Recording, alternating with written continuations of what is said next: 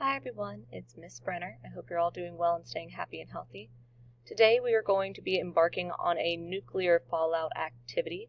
So for this activity you will need the nuclear fallout activity worksheet, which can be found on Schoology, and you will need to follow along with this set of videos. Alrighty, so this activity is going to test your ability to survive in extreme situations. This is a fictional scenario about a nuclear fallout. So without further ado, let's see who will survive.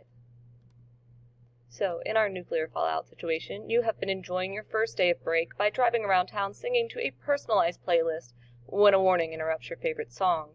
The warning informs you that a nuclear bomb has just struck Washington, D.C., approximately 120 miles away, and that all citizens in the surrounding area should get inside as quickly as possible.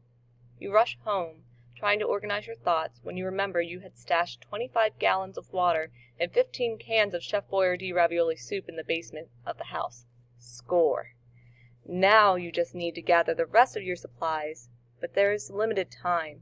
You remember that radioactive fallout travels fast, and that you need to get in the basement as quickly as possible. You look around your vehicle for what you can carry to your shelter and brace yourself for the coming nuclear winter. So what you're going to do, to limit the amount of radiation you are exposed to, you only have time to gather 10 items from the listed 20. Your task is to rank the 10 items you intend to save in terms of their importance for your survival as you wait to be rescued. Place the most important item in the 1 slot, the second most important in the 2 slot, and so forth until you have ranked all 10 items you pulled from the back of your truck. So if you look at your nuclear fallout worksheet, those same directions are on the worksheet that I just read to you. These are your 20 items, and you are to pick 10. Remember, you have limited time to choose what you are taking with you into your basement, so you need to act quickly. You will need to rank them in this list as far as what you feel is most important. Now, this is not my list. Those 20 items are suggested by the National Guard in this scenario.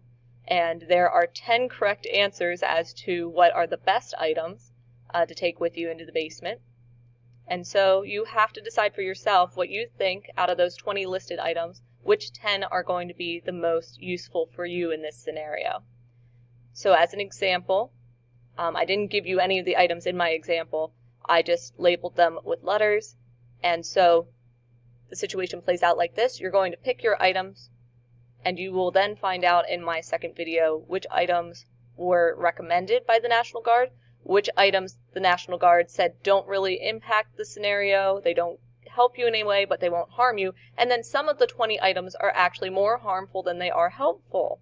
And so you will lose points for those items. So as you can see here, I got 2 of the items correct, so I got 2 points. This item was not necessary, the one in yellow, so I got 0. And then I lost a point. So I only had a 25% chance out of the 4 items that I picked of survival.